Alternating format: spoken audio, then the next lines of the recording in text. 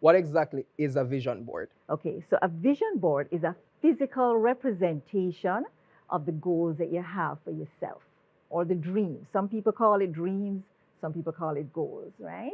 And what you want to do with a vision board is that you take those thoughts out of your head and you put it on something that you can now look at, almost as something separate from you. And it seems like, well, why don't I just keep it in my head? But you want to put something out there so that you can actually build on it. And you want to use a vision board, not like, in the introduction, you spoke about people who kind of have it as a once and done. Hmm. You want to actually build on that vision board. And so when you take it out of your head and you put it out on paper, you can see what is it that you need to tweak, what you need to fine tune. As new thoughts come to you, you can add it to that image that you have in front of you. And the other thing is that you want to put that vision board somewhere where you can see all the time. Hmm. I guess it helps to make the goals, I mean, more real, It realer. definitely does. I Hmm. like that, Relo. It definitely does help to do that. And so there are a couple of things that you would want to start to putting on that vision board. You want to put things that are going to inspire you. Hmm. So, we all have an imagination.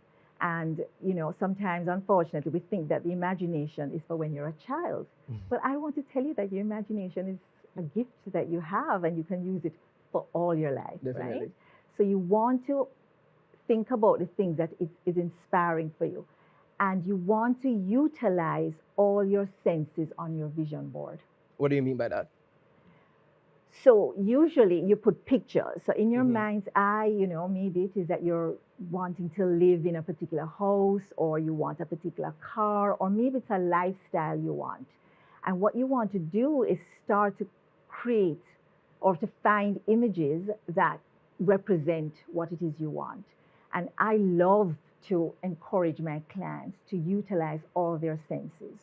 So in this home or this car, when you're envisioning yourself in it, Hmm. think about, is it leather? Is it fabric? What Okay. color is it? Whatever it is. And then take those pieces, get fabric like that, and add it to. So you're not only putting the car in there, but you're putting something that you can actually walk by and touch and feel. Mm. Then you want, think about your senses. Think about the smell of your space in your house. So, for example, if I want a house and I want to smell like roses or whatever, You I put get some the house roses. on the vision board and I also put Put some roses. roses, something that's going to Okay. invoke your smell. Remember, you're going to put this vision board somewhere where you can see it Hmm. and that you're able to add to it. Hmm. Because, another reason why you want to do a vision board, it's, all of us have this idea in our mind about this dream or this goal, but you want to make it real, taking it out and then physically adding to it Hmm. is you fueling that fire. Yeah, and it almost seems as if you're becoming even more specific with the goal. Very, very specific, and that's important because when we talk about the steps now, Hmm. it's going to be a lot easier for you to make those steps. So you want to use your smell, your sense of smell, your sense of touch, where you're using your sight. You want to put words that invoke something, anything that's going to create that shift inside. When you Hmm. read it or you see it, you know how sometimes you hear something, you might have heard it before, but somehow it impacts you and it creates a shift. Anything like that that is going to create an emotional movement for you inside, Yes. you want to put it on that because you want to pass it all the time. You want to see it and you want to have that feeling happening inside of you because there's just a couple of things that cause actions. How you think, Hmm. what that thought invokes in you, which is your feeling, and how that feeling fuels the actions that you need to take. Okay. All right. So 2022 is around the corner, Yes. and people, when we talk about vision boards, we normally talk about it from the standpoint of, a kind of new beginning, a start line or starting line of sorts. Why do people tend to create vision boards at the beginning of the year? Well, I think the beginning of the year represents the possibility of new things. Like I can just put this old thing behind me now and I can start afresh. So it represents a fresh start. And that's always a good thing, right? I mean, you can do that anytime. right? Yes. Though we're talking about in the new year, you could actually do it in the middle of the year, Mm-hmm. but it's just, it's a time for people to just kind of close the door on what has happened or what has gone wrong or what hasn't gone as ideally as they would have liked, and just see this new year as a fresh start.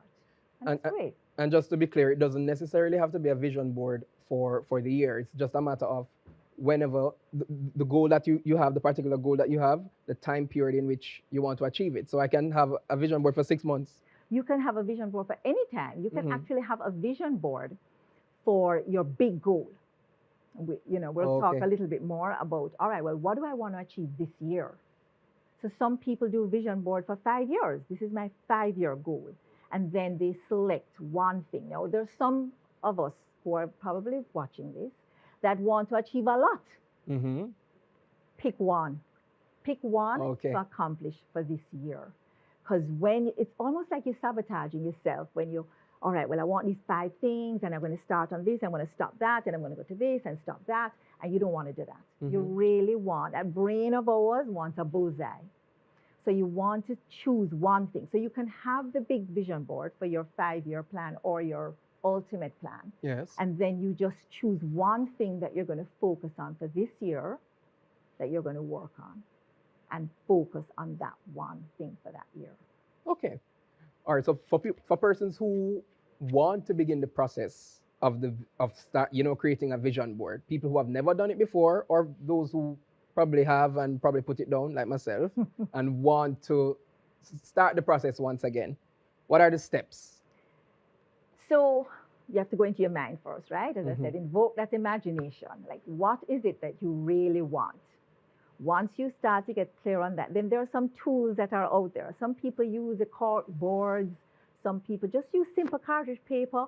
I have clients, I personally just use a, um, a diary, Mm-hmm. and I just put the pictures in that diary, cutting out words that mean something to me Yes. or something that inspires me. So you want to just start. It doesn't have to be anything fancy. As I said, cardboard, paper. You can make it very beautiful. There's a lot of ideas on Pinterest.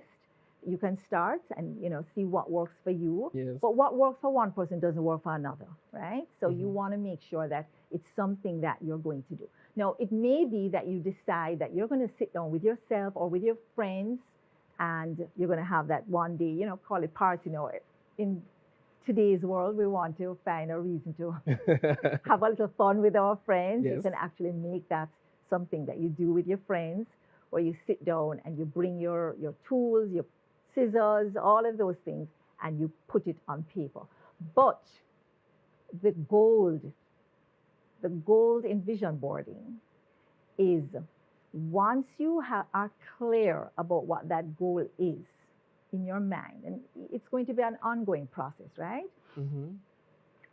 You want to think about, who is that person that has achieved it? You want to jump right into the future. Oh, okay. Who is that person that has achieved it? How is she thinking, or him? What are the ideas that's coming up? How are they walking through their life? How are they establishing themselves with their friends? How are they interacting with the people in their lives? That's a piece that a lot of us forget. So getting clear about who that person is, and then bringing that person forward and acting as if you've actually achieved it. Okay. Got that. So along the journey, you're becoming a new person in That's order it. to achieve this To achieve goal. the thing. Okay. So you become the person that achieves it, Mm-hmm. and then you walk towards achieving it, Which is not the same person who started it which is with definitely the not. goal. So it's almost like the goal now is a byproduct. Like, the person you become is the Mhm. is a That's the piece. prize. Yeah. Yeah. That's cool. All right. So people I know probably look at the concept of vision boarding as a kind of airy fairy thing. You know? What do you have to say to them about how they view this concept of vision boarding?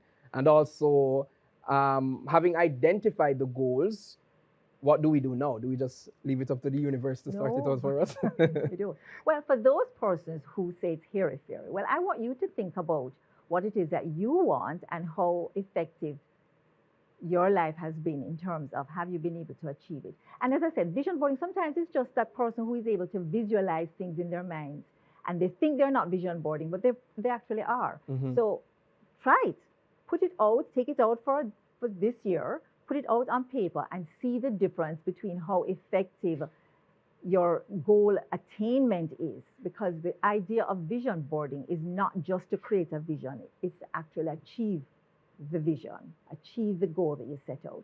So do a comparison. I mean, it's 1 year in your life, right? So try it. Regarding the steps to take. So when you cast yourself now and you're clear about this person who has in fact achieved this goal, the first question I like to ask my clients, right? Okay, well, what did that person do? What was that first step the person did? Mm-hmm. So she's achieved it or he's achieved it. Okay. What's the first thing you went and did?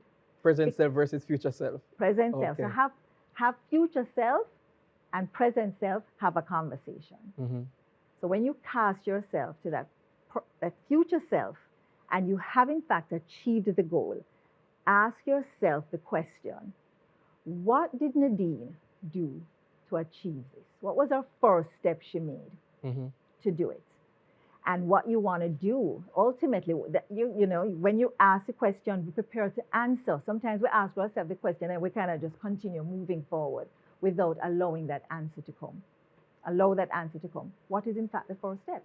Mm-hmm. You're going to discover that you actually know more than you think you know. Yeah. Right? So you know, for example, that the first step for me is maybe making a list of clients that I want to contact for the year. That's making a list is so easy. It's too easy to not do. So ultimately, where you're going with this concept is that you want to break down all your actionable steps into very simple steps that it would be ridiculous not to do. Okay, It's almost too easy to not do. Mm-hmm. So that the steps are not this giant step that require a whole lot of things. Yes. So that's the first thing. So you just decide. I mean, everybody has different goals. So, you know, let us say that, let me use me. Yes, I was going to ask you to use I love yourself. to use. Be very specific so Very that we can specific. drive the point home. So you mentioned, for example, that I was the rookie of the insurance company, right? Yes. It was Life of Jamaica back then. This was 30 years ago. Or probably shouldn't have said that, right? Don't look But like it though. Oh, thank you. But the truth is that I decided, the first question was, why the hell not? Mm-hmm. I started off with the first idea that I wanted to be rookie of the branch. And then 3 months in, I'm like, hold on. Why am I only wanting to be the rookie of the branch? Why can't I be rookie of the entire 19, 20 branches? I'm going to be rookie of the entire company. Big dream. And big so goal.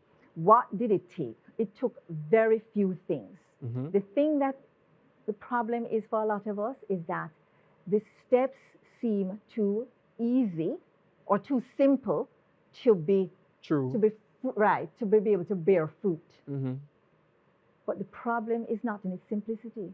The problem is its consistency. That's it. Yeah. Am I willing to do this every single day? And what is it that I'm prepared to give up for this goal, for this dream, for this future that I think is mine? So I started to think about this and think about money in this way. I mean, we're going to hear more about money. But I just said, you know what? There's a pile of money out in the world waiting for me. It has my name on it. It's just for me. And as a matter of fact, if I don't get it, it's just going to sit there. It's not even going to anybody else because everybody has their own pile of money. Yes. I'm like, okay, well, then we're not going to let that money go to waste. Mm-hmm. Plus, I wanted to buy a BMW. I wanted to buy a house. I wanted all things. So I decided I'm going to go for the BMW first. Mm-hmm. So that was clear. Okay. So it was the rookie of the branch because that's money. Mm-hmm. And then the item that I was going to use it for was this.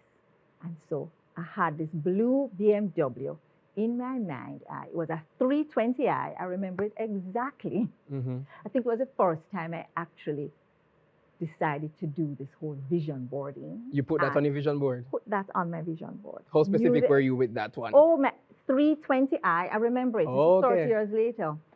320i, a blue. There was an actual name for the blue, which I don't remember the name. Oh, that's but cool. And I saw myself driving in that car. And so I just decided the first step was um, looking Routine. at the prospects. Okay. Yes, looking at the potential prospects. So I had to get over myself with a lot of things, like getting over people saying no to me. Mm. When you go to sell them insurance, they say no. I had to get over that and not make that mean anything about me. Take So I it had to personally. separate myself from it. Yeah. Like, they don't know me. Obviously, they're going to say no. What does that mean? It don't mean anything about me. Yeah. It means that they're not ready. Okay, maybe I need to go tweak this and do this. So there's a price that you have to pay for the dreams that you have, right? And you have to decide, is your future self worth the price that you're paying? Hmm. So are you And willing it to was adapt always us. and find a different way? It's always, well, for me, all my dreams were worth the adjustments I needed to make. Nice. And so at the end of the year, so I was the rookie of the year. I was Congrats. rookie of the whole company. I was rookie of the branch. I was rookie of the whole company.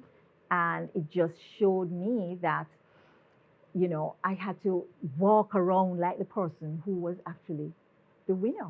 Yeah, your future self. I had to walk around like the future self. I had to approach people like my future self. I had to approach people very confidently. I had to not take the no's personally. I had to drive. I was driving a Suzuki Swift GTI at the time. Mm-hmm. I had to drive in the GTI like I was driving in the BMW. Yeah. I had to really Vision go that, there see with that. myself. Yeah. Yeah. And you mentioned consistency. Before we started, I was sharing with you that I had created a vision board in 2016. And I always tell my friends that I think it was one of the most successful years I've had because I put everything on it, very detailed. I was still in school at that time. I was at UWI. Yeah. And, major goals of getting A pluses and A's in different subjects. And it's something that just don't happen when you study the languages. It's very difficult. You have to really put in the work. And I ended that semester with all A's, and in a particular course that I really wanted to get A plus in because, and you mentioned it, the consistency. It's a matter of putting it on paper. And every morning I opened my eyes, it was the first thing I saw because it was on cartridge paper. I plastered it on the wall and I kept seeing it. I know some people, they do it like on their laptops because Yeah. that's the thing you use the most, or their phone screen. Yeah, because when they open it, they see it there. Yeah, so you have to write it down and continue to see it, continue visioning it. Yeah. Okay. And I would say too that, as I said, the thought, the thing is to take it out of your brain. Yes. I mean, put it out in front of you so you can add to it. Listen, I have a son who is a golfer, right? He's when he was a junior, he's now 20. He was the Caribbean champion, and he is the number one golfer in Jamaica, Nice. right? So his vision and his goal for himself is to be a PGA player. Yeah. And so he uses the same tools. I mean, in his room, what I've done is I've created his whole room as a vision board. He has all his You created photos it for there. him. Well, he's there. I mean, he has all these. All I did was put up the shelves. Okay. So he could see all his Just like a awards. motivation. He gets up every day and that's what he sees. Nice. So he's working towards what he's seeing and he's becoming that person that is already there.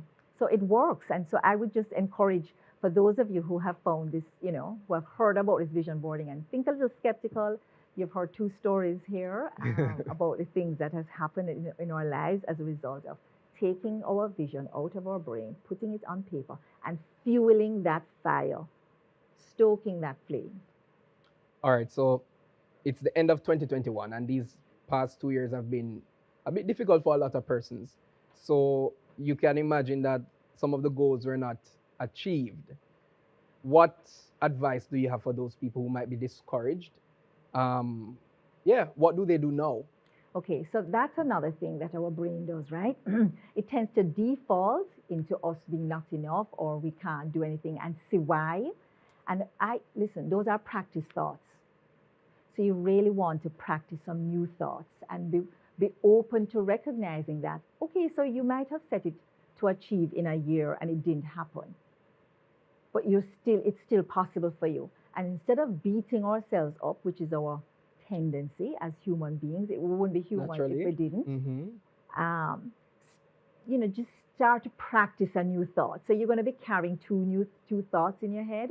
One where, oh, but I didn't do it, and then one that's perhaps create a line for yourself that you can believe, like, okay, well, I'm going to give it another effort. I'm going to give a daily effort. I'm going to commit to this now, and I'm going to continue. So it's done. You can't change what has happened or what you didn't achieve, but what you can do is actually change the meaning it is having for you. What are you making you not achieving that goal mean? What are you making that mean about you? It doesn't have to mean anything. Yeah. It can just mean that, okay, so I learned some stuff. What did you learn? Yeah. And what skill sets now that you've discovered about yourself that you can apply going forward? So you can use the past for things. I'm not someone who spent a lot of time in the past, but utilizing what you can to serve you is the way I would suggest that anybody, focus on the past. So anything from there that was a learning opportunity, learn it, apply it today, and step forward. And if nothing else, the last 2 years have given us a lot of lessons. So there's a lot to learn. And we've all learned a lot. Are we willing to, own the things that we've learned and frame it in such a way where it serves us? Yes. Is going to be the question that you might have to answer for yourself. And when you ask yourself the questions, be willing to sit and hear what the answers are. Thank you so much, Nadine, for all of that. We found it very informative, and I can guarantee you I will be doing a vision board for 2022. Awesome. And for you, our viewers, let us know in the chat whether you are into the vision boarding concept. Do you think you will do it? Tell us in the chat. So we're now moving to another discussion, one that I'm really excited about. We have with us VM Wealth Management Advisor, Trace Gale, and he joins us now to talk about how you can stabilize financially after the holiday spend and maximize on investment opportunities for 2022 with an effective financial plan. So now Trace Gale is a marketing and sales professional with approximately 15 years experience, cross-industry experience. His experience spans hospitality, telecommunications, banking, and finance in that order, right? In that order. All right, and he's an alumnus of the prestigious Kingston College. I mean, it's no Arden, but we can forgive him. So Trace joined the VM Wealth team in April 2019 as a wealth advisor with a focus on corporations, so that's small, medium, and large corporations. In this role, he acts as a guide for corporations to create and maximize on the best investment and business solution opportunities. Trace holds a Bachelor of Science degree in Tourism Management from the University of the West Indies Center for Hotel and Tourism Management, Nassau, Bahamas, and he's here in a different capacity as wealth advisor and the man who can help us stabilize our finances. Trace, thank you so much for being here. Thank you very much for having me. So Jamaicans, we tend to do a lot of big spending come Christmas time. Gifts are to be bought, curtains must change, sheets set, the whole works. Food, all of that. What happens come January morning 2022? How do we stabilize and just get back on track with our finances? First and foremost, I think initially it starts with you budgeting. So planning for this financial year. Plan your monthly spend. If you are taking loans to do your spending for the Christmas, then you pay down those loans, right? In your budget, you are going to inject investment. Treat it as an expense and ensure that it is paid on a monthly basis. So you can look at it in two ways. You can look at it as an expense, or you can look at it as you paying yourself, right? And ensure that you remain consistent throughout the year. If you are able to start in January, where it tends to be tougher than the rest of the months, trust me, it becomes easier when you now approach December, and you will not have that financial crunch headed into the next January. Okay, got that. So we just came out of a conversation where we were talking about vision boarding and goals. When we come over to the financial side, we are talking about SMART goals. Well, tell us more about that. What are SMART goals? All right, so goals differ from individual to individual. When it comes to investment, it's not a one-shoe-fit-all kind of thing, all right? It differs from individual to individual. However, all the goals wrapped up into financial independence, as we use here at VM. Financial independence really is your ability to acquire anything that you want without any financial strain. And that is the goal, right? Yes. So in order to, in order to achieve that, it starts from my initial discussion, my initial explanation, where you just have to remain consistent with your investment, and over time, you'll reach there. Okay. So we've set the goals Mhm. and we have this plan to be consistent. Mhm. What is the first step to take if it is that we want to begin this investment journey? All right, so the first step to take, I like to say there are 4 pillars to investments. Mm-hmm. So the first pillar is to start now, right? Mm-hmm. Start now, not next month, not next week, start now. The second pillar is to be consistent. So it means setting a standing order on your account. Okay. I need to pay this $5,000, $10,000, $20,000. All of that depends on your the capacity of your income, Yes. right? The third pillar would be diversification. Ensure that your fund is diversified. So you know you have different exposures to sections of the market. So depending on your risk appetite, that percentage of diversification will um, will be different, Mm-hmm. right? The final one is stay the course. Okay. Very Don't important. don't pull it for that new shoes. Or phone. I think I think they've changed from Bridget Sandals these days. I don't know what the ladies are I, wearing. I You don't know, know. you understand? Don't pull for anything else, but just Mm-hmm. stay the course. And and that will help you to achieve your goals. Your goals now, when it comes to your goals, what you need to consider is, all right, are these long-term goals? Are these short-term goals? Mm-hmm. How much do I need to invest in order to reach those goals? You Okay. understand? So these are all thought processes that comes in when you are setting your goals. All right. So just break it down for us a bit. In terms of short term, medium term, long term goals. What is a short term goal? All right, in financial language, a Mm-hmm. short-term goal is anywhere between 1 to 3 years. Okay. All right, medium-term goals, anything that you need to accomplish in another 5 years. Mm-hmm. Long-term is anything in excess of 5 years. So we have to determine which category or goal Which category? falls in. Yeah, but I mean anything up to 3 years, so not Mhm. necessarily 3 years, but it can be 6 months, a year. Mm-hmm. Yeah. And I guess determining which category it falls in will then help us to know What steps to take? what steps to take in terms of what investment options.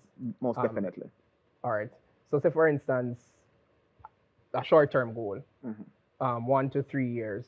What does that goal look like in terms of specificity? I mean, you've spoken to people Mhm. over the years, so just pull from your experiences of what a short-term goal is and how somebody made a kind of plan and remain consistent in terms of achieving that short-term goal. Okay, so a short-term goal may be simply just the acquisition of a motor vehicle. Okay. I am not able to acquire a new vehicle because the monthly payments differ. Yeah. However, in acquiring an older vehicle, you need to make a deposit. I want to reach that deposit. How do I make that deposit? Mm-hmm. I want 300,000 in 6 months, Okay. but no, I need to consider what my deposit. I'm saying 300,000 will be the deposit. Yeah. That would be some sort of a short-term goal, and it goes further depending on what that goal is. Okay. All right. So we know that there are different investment options, as I mentioned before. You have the local stock market and you have the US stock market. How do Jamaicans get involved in the US stock market? Very simple process. It's as simple as you getting onto the local stock market. So first you express your interest. We do a little questionnaire on you, and you complete an application form. Yes. That application form will be submitted to Interactive Broker, which is the international brokerage firm that we use. And then a profile will be created for you, and now you get access to Interactive Broker where you can do your trades. We support you by you can do your deposits through us, right? And we get it receipted to the platform, and we also guide you by giving you stock picks, stock recommendations, analysis on the market, and analysis on some products, Okay. some companies. And that advice, how is it done? I guess it depends on whenever the client is available. So I mean, not necessarily, because what we do on a daily basis at VM really Yeah. is we do.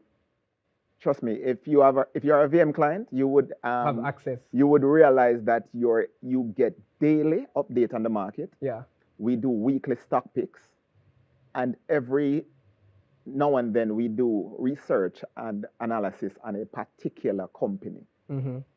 that is listed. Mm-hmm. So, and that is the same for the international market. Mm-hmm. But I imagine for persons who are, say for instance, just getting started, I guess you get more granular and get more specific with. Yeah, in so terms of- that is when you stay very close to your wealth advisor. Definitely. You become friends, Yes. right? And then you are guided on a day-to-day basis. Because I've started with clients who had no expertise whatsoever when it came to to the stock market. Yes. I have my clients, those same clients, are calling me now, Trace, what do you think about Grace? Just for argument's sake. Yeah. Yeah, I saw this on the stock market, and I realized that last year the profits dipped. What you think is going to happen next year? And I'm like, oh, Yeah, okay. man. I mean, that's something to look into. Yeah. And just like that. So when you garner the interest, then you realize you start reading up, and you sometimes become the advisor. Yeah. And I get clients from those clients because, yo, Trace got me started. And I think you should because look at my portfolio now. And I'm like, wow. Nice. Yeah. And in terms of people have this concept that investing is for people with money, people who already have money. What's your response to that? A complete myth. Okay. Complete myth. Because, I mean, if we have money, we don't need money. It's a way to build wealth. Investment is to build wealth. So we here at VM Wealth, we have portfolios starting from as minimal as $10,000. Comparative to the competition, you'd realize that that's very low. Yeah. And then you can add like $5,000 per month, right? We go up to $50,000. You had $10,000 per month, and then we have US portfolios that starts from $500. Okay. All right, cool. We here at VM, we believe in inclusivity. So we set our portfolios at a point that you can get involved and you can Accessible build to your all. wealth. Yeah, Yeah. And you mentioned that investing is to create wealth. it is to create wealth. So how do we move from just this short-term goal to investing to create generational wealth?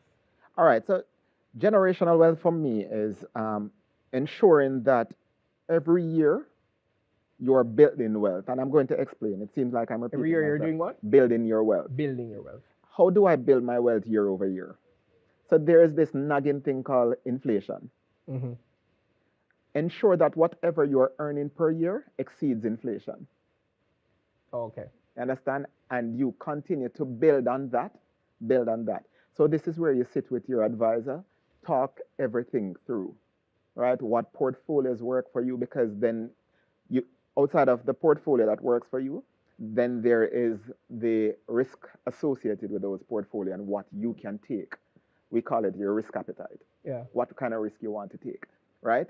And then on top of that, now you will realize that it's a foundation for you building on your generational wealth. You open an account for your child.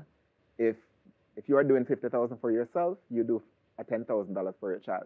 They don't necessarily need that money right now. I mean, depending on the age of the child. Yeah. So you continue to do that over time. And it grows. And it grows. And when that child reaches a particular age, then you start giving that child a statement. This is what I've done. This is how I've done it for you. You understand? Your allowance, you'll be surprised the allowances, because I think my disposable income was way more when I was in school. You understand? So Yeah. you realize that they'll have a lot more money and they'll start now investing. You understand? And that's setting the tone for the generation. So I've done it. My You pass it child on. now does it, and it will pass on over time. And now later on, your wealth become theirs, and it's building on top of it. And it's just a process, and it cycles. And you mentioned earlier in the conversation about diversifying the portfolio. Why? All right, so I believe in diversity because, so we have several products here at VM. We have several classes, let's put it that way. We have unit trust, We have unit trust that ranges from low risk to high risk. We have equities trading, very high risk because of the volatility of the market. Then you have bonds. Bonds are medium risk, but long term, right? And then we have government securities, which are really repurchase agreements, right? Okay. Those are very low risk, right? But the returns on those portfolios differ based on risk. Yeah. So the lower the risk, The the lower lower the returns. return. Yeah. The higher the risk, the higher the return. Or But you don't want to put everything. No, we don't use loss. All right. Right? No, think about it. So you don't want to put all your eggs in one basket because Okay. stock markets is the best opportunity to earn, but it's very volatile, right? So you put your money in the stock. You want to put some money in the stock market, but not all of it, because if last year or this year was something to teach you about all your eggs in one basket, last year the market fell about 40, no, a little over 30%, right? That would have seriously hurt somebody who had just gone into it. But what you would have realized is that had you been in it 3, 4 years ago, Yeah. I mean, yes, you would have seen the numbers drop, but you still wouldn't have lost. Just a scrape. You understand? Yeah. Just a script. You understand what I'm saying? So what you want to do is ensure that, okay, based on your risk appetite, you arrange your portfolio likewise. Okay, I am very moderate, so I'm going to put about 70% of my investment in a moderate portfolio, like a unit trust portfolio. Say, for example, a real estate portfolio that continues to generate even in this harsh time, Yeah. right? And then I'll expose myself to, say, 30% of high risk. Should the market fall, right, I'm still not Severely impacted. severely impacted Yeah. because I still have 70% of my portfolio that consistently grows. You understand? Following, yeah. That's what diversity helps us with. Okay. You understand? And why I said we don't use loss, because the concept of investing is when the market falls, the prices fall. Okay. When the prices fall, that's the best time to invest. Okay. Opportunity. You understand? Yes. That's opportunities. Trust me. In 2008, we had the same issue with the market. It fell. Yeah. And then, fast track a decade later, we are winning the best stock market in the world. Yeah. Right? So it gets back. So you want to be sitting sweet when it sets back. Mhm. Right? So And I guess from the earlier conversation about consistency, consistency. I guess patience and consistency will right. help you on along your investment journey. So tell me something, Trace. What is your outlook for the investment scene for 2022? All right. So what you've realized is that 2020, the market fell. And looking at Jamaica Stock Exchange, not Jamaica Stock Exchange, looking at the stock market locally and internationally, and then we're looking at the entire market, right? The market, not all parts of the market, money does not leave the market, just so you know. Mm-hmm. So people get scared, people pull it from a portfolio, it sits somewhere, it doesn't leave, Yeah. right? It just moves from one area to the next. So what people would have pulled money from the stock market, but it went somewhere else. Yeah. All right. What happened last year, 2020, was that the market fell. 2021, it starts to steady, but it's not. Some companies grew, right? Some continue to struggle, but the average is that it's a little tilt. It's not anything extravagant. 2022, with the more take up of vaccine, people are getting comfortable. Companies are reopening. There's a return to not the normal that we've been used to, but there's some sort of return to normalcy, right? It means that the market will now start to surge. Mm-hmm. Will now start to surge. So I'm expecting an awesome 2022. Okay. So the plan is to prepare yourself for that, because if you can get the cheap investment, Mm-hmm. and I say cheap because units are low price now, then you can be sitting on the good side when it surges.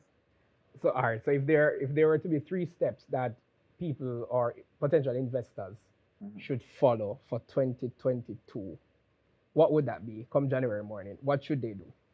I'm going to go back to my pillars Mm-hmm. for this. Start now. Consistency is, I can't stress it anymore.